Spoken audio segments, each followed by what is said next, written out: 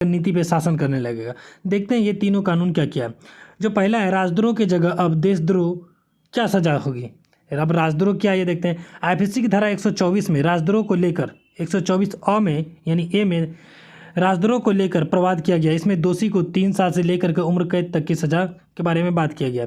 इसे ही अब राजद्रोह को हटा करके अब इसके जगह देशद्रोह को लाया जाएगा, जिसमें व्यापक तौर पे लिखा गया कि अगर कोई व्यापक परिभाषा इसके देखते हैं क्या है, देश के खिलाफ कोई नहीं बोल सकता। यानी कि सही बात है कि आप अपने देश के खिलाफ कैसे गलत बात बोल सकते हैं कि हमारे अब जिस देश में रहते हैं, जिस देश में खाते पीते घूमते हैं, जिस देश ने आपको इतनी आज़ादी दी है, उस देश के खिलाफ आप कैसे बोल सकते हैं। इसीलिए इसे कहा गया कि ये देशद्रोह के अंतर्गत रखा जाएगा। इस संहिता में 150 में देशद्रोह से जुड़ा प्रावधान है, जिसमें दोषी पर 7 साल की सजा या आजीवन कारावास का प्रावधान किया गया है। शादी के नाम पर धोखाधड़ी अगर की जाती तो उसके खिलाफ बहुत ही सख्त सजा है। पहले क्या होता था, लड़का किसी लड़की को शादी के नाम पर उसके साथ रिलेशन में आता था, उसके साथ शारीरिक संबंध बनाता था, जो कि बहुत ही और बाद में मुकर जाता था। लेकिन अब इसके खिलाफ बहुत ही हार्ड सजा आ गया है, बहुत ही मजबूत है ये। इसमें कहा गया अगर ऐसा कोई करता है तो उसको 10 साल तक की सज़ा होगी। वहीं भारतीय न्याय संहिता 69 में शादी के नाम पर धोखाधड़ी करने पर यह प्रावधान लाया गया है। ऐसा करने पर धोखेबाजी के बारे में देखिए क्या कहा गया है। पहचान छिपाकर, अगर हम किसी से पहचान छिपाकर शादी करते हैं तो ये भी धोखेबाजी है। लव जिहाद से निपटने के लिए भी ये बहुत ही ज़रूरी है। किसी भी महिला से कई सारे वादे करके उसके यौन संबंध बनाता है और बाद में वो शादी से मुकर जाता है तो उसे लगभग 10 साल तक की सज़ा सुनाई जाएगी। वही नाबालिग से बलात्कार के लिए क्या सज़ा है देखते हैं।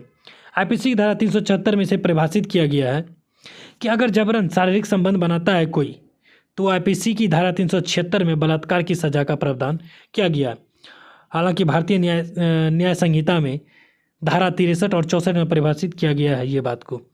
64 में बताया गया है कि अगर बलात्कार मामले में दोषी पाए जाने पर कम से कम 10 साल की सज़ा होगी और इसे आजीवन तक बढ़ाया जा सकता है। अगर कोई लड़की 18 साल से कम है, उसके साथ अगर कोई सामूहिक ऐसा करता है तो उसे 20 साल से लेकर के आजीवन सज़ा मिलेगी। वही नाबालिग से दुष्कर्म करने पर दोषी को आजीवन कारावास से लेकर के मौत तक की सज़ा सुनाई जाएगी, जो कि हम देखते हैं कि कई हद तक सही है।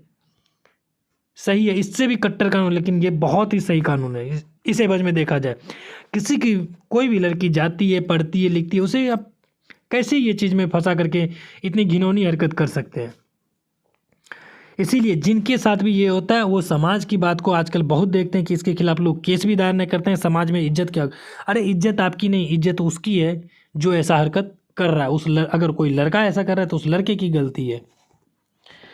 हालांकि हम भी लड़के हैं, अगर हमारे साथ कोई लड़की ऐसा करती है कि शादी के नाम पर धोखा दे देती है, वो शादी करने से मुकर जाती है, तो हमारे लिए भी कुछ बनाना चाहिए। लड़कों के हिसाब से भी कुछ कानून आना चाहिए कि अगर लड़की धोखा दे कि तुम्हारे पास सरकारी नौकरी है, मैं तुमसे शादी नहीं करूँगी, तो इसके खिलाफ भी एक कानून लाना चाहिए सरकार को। वही देखते हैं, चलिए आगे।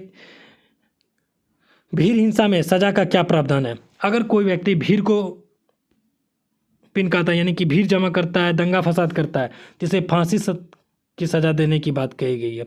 यही मॉब लिंचिंग के बारे में बात किया गया है।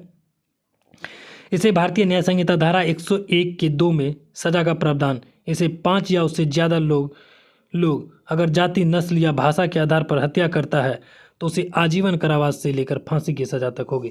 याद रखिएगा, किसके आधार पर, जाति, नस्ल या भाषा के आधार पर हत्या करता है तो। भगोड़े अपराधियों पर क्या मुकदमा चला जाएगा। जो अपराधी भगोड़ा यहाँ से भाग गया है, पहले क्या था कि इसकी गैर मौजूदगी में ट्रायल नहीं चलाया जा सकता, लेकिन अब सरकार ने ये नियम लाया कि इसकी गैर मौजूदगी में भी ट्रायल चलाया जा सकेगा। लेकिन इसमें क्या है, पहले क्या था, जब वो अदालत में मौजूद होता था तब होता था, अब ऐसा नहीं है। अगर हम जब FIR दर्ज करवाते हैं, सब कुछ करवाते हैं, तो उसके 3 महीने के बाद तक मुकदमा शुरू किया जा सकता है।